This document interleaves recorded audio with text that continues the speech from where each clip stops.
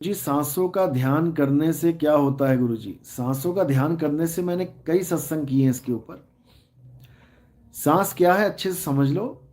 सांस आती जाती, आ रही है जा रही है, आ रही है जा रही है, यानी अचल नहीं है, चल रही है, चलायमान है। ये चलायमान क्रिया है। अगर इस चलायमान क्रिया में आपने ध्यान धर लिया तो आप अचल नहीं हो सकते। जो चीज खुद ही चल रही है और आपने उस पर ध्यान धर लिया तो अचल कैसे होगे? आत्मा में ध्यान धरो। आत्मा अचल है। अध्याय 2 24वां श्लोक पढ़ो। क्या कह रही है ये श्लोक? क्या कह रहा है? हे अर्जुन, आत्मा अचल है, अपरिवर्तनशील है, उसको जानो, अचल अवस्था को प्राप्त करो। गरीबदास जी भी यही समझा रहे हैं। सतगुरु के लक्षण कहूं, अचल विहंगम चाल। अचल विहंगम चाल पकड़ो भाई। ऐसी चाल पकड़ो जो आपको अचल कर दे। और अचल कैसे होगे? जब आपको अचल नाम मिल जाएगा, अडोल नाम मिल जाएगा, जो डुलता नहीं है, इधर उधर डुल रहा है। अडोल, अबोल, जो बोलने में नहीं आता। वो ये काखा गा वाला नाम नहीं है कि हिंदी भाषा के नाम पकड़ा दिए गुरुजी ने और हो गया सतनाम, बन गया परमात्मा, मिल गया परमात्मा। ऐसा कुछ नहीं होगा। हिंदुस्तानी का गुरु हिंदी भाषा में पकड़ा देगा, अरब देश का गुरु अरबी में पकड़ा देगा, अंग्रेज गुरु अंग्रेजी में पकड़ा देगा। सारी दुनिया एक नाम को सिमरण कर ही नहीं सकती, क्योंकि सब अलग अलग देशों के, अलग अलग भाषाओं के लोग हैं। तेरा एक नाम तारे संसार। सारे संसार में कितनी ही भाषा, कितने ही देश क्यों ना हो, लेकिन वो परमात्मा का नाम एक है। उस एक नाम को जानो बस। उस एक नाम को जानो तो सारा संसार, पूरे संसार का कल्याण हो जाएगा। उस एक नाम को जान लो और कुछ नहीं करना है। अब कैसे जानेंगे एक नाम को? पहले हमें यह जानना पड़ेगा कि नकली नाम कौन से हैं। असली को तो तब जानेंगे, पहले नकली तो पता लगे। तो नकली कौन सा है? ये जितने भी अक्षर हैं, का खा गा गा, ए बी सी डी, ऊड़ा एड़ा ईड़ी, हा कक्का खखा, या फिर अलिफ बे ते पे, ये सारे 52 अक्षरी नकली नाम है। ये 52 अक्षरी नाम है। असली नाम क्या है? असली नाम आत्मदेव है। वो कोई मंत्र नहीं है, समझे? वो आत्मदेव है। उस आत्मदेव को पाना ही असली नाम को पाना है। और नकली नाम क्या है? ये 52 अक्षर नकली नाम।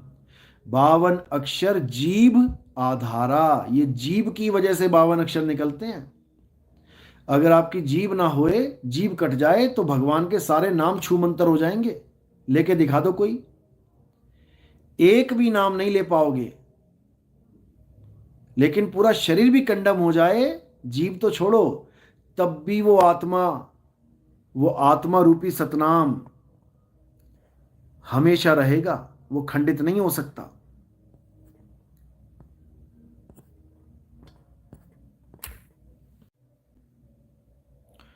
अच्छी तरह समझ लो।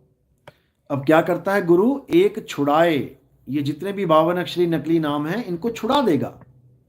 एक छुड़ाए, एक लखाए, तब प्राणी निज घर को जाए। तभी यहां से मुक्ति होगी, नहीं तो 52 अक्षरों में फंस जाओगे।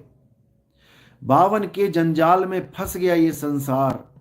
सिमरन 52 का करे, कैसे लागे पार। समझ लो अच्छे से। सरिता साहिब बंदगी सतनाम, अनिल दास साहिब बंदगी सतनाम जी, सोनू कुमारी सतनाम साहिब बंदगी। द सीक्रेट ऑफ डेथ, हाल मेरे प्यारे, हाय सतनाम सतनाम। दिलीप कुमार साहिब बंदगी सतनाम, जय गुरु, जय बंदी छोड़। प्रेमदास सतनाम साहिब बंदगी।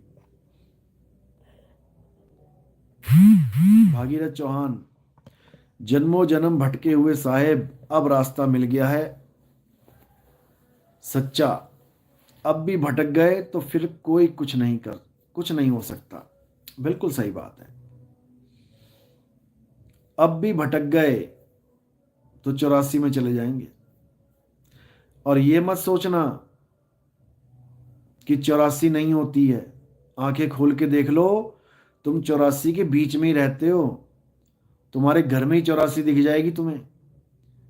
चूहे, कीड़े मकोड़े, कॉकरोच, छिपकली, मच्छर, मक्खी, ये सब 84 है मेरे भाई। जैसे तुम मक्खी को देख रहे हो उड़ते हुए, तुम मच्छर को देख रहे हो और फटाक से मार दे रहे हो, ऐसे ही एक दिन तुम मच्छर बन जाओगे और वो फटाक से मार देंगे। Rajiv Gupta, I love you Guruji, love you too. Satnam. तो 84 बहुत खतरनाक है भाई।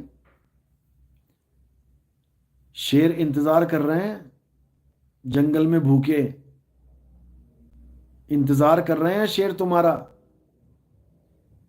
जैसे ये शरीर छोड़ोगे सीधे 84 में ट्रांसफर हो जाएगा।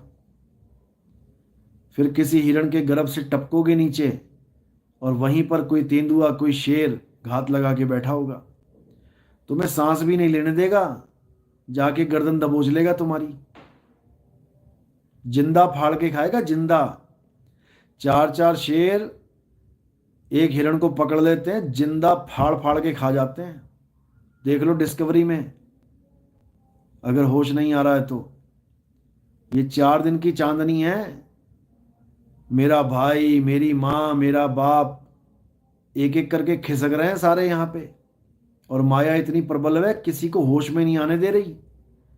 कितने लोग खिसक गए परिवारों में से, अड़ोस से पड़ोस से। और हम ये मान के बैठे हैं हमारा परिवार तो अमर है, हमारे परिवार को कुछ नहीं हो सकता। ऐसे कान पकड़ के ले जाएगा ना खींच के, हवा भी नहीं लगने देगा तुम्हें। हुआ क्या? इसलिए मेरे भाई, वैर विरोध छोड़ दो, एक दूसरे से प्रेम करो, एक दूसरे से माफी मांग लो। किसी के साथ तुम्हारा झगड़ा हुआ है, उस झगड़े को छाती पे लेके मत चले जाना, जा भी नहीं पाओगे।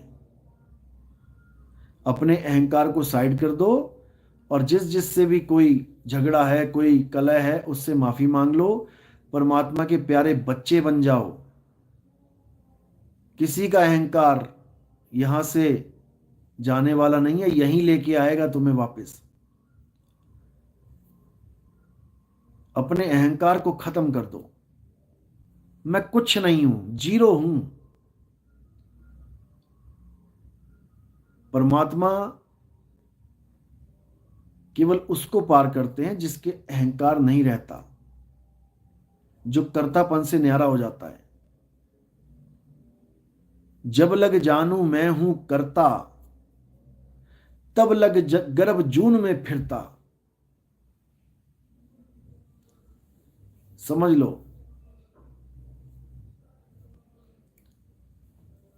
तो इसलिए बस मालिक पर भरोसा करो पूरा।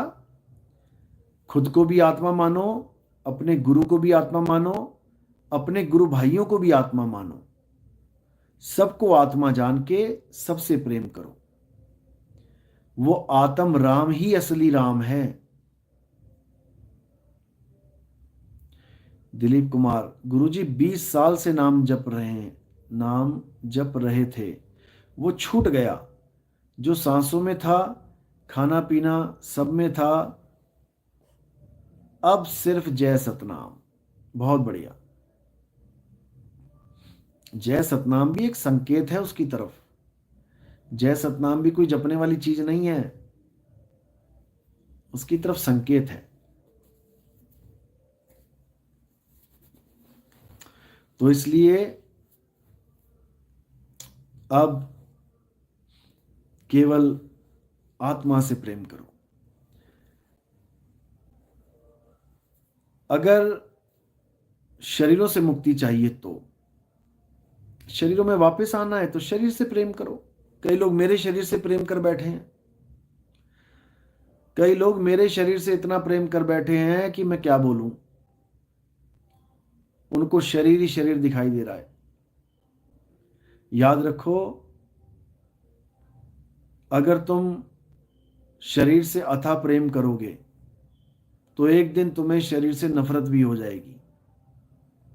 याद रखना, जो मुझे मेरे शरीर से प्रेम करते हैं उनको एक दिन शरीर से नफरत हो सकती है, बिल्कुल हो सकती है, क्योंकि वो शरीर से लगाव कर बैठे हैं। लगाव और नफरत शरीर से ही होती है। अब करना क्या है? मुझे शरीर ना मान के, खुद को भी शरीर ना मान के आत्मदेव मानना है। समझना है कि गुरु कैसे आत्मा है, हम कैसे आत्मा हैं।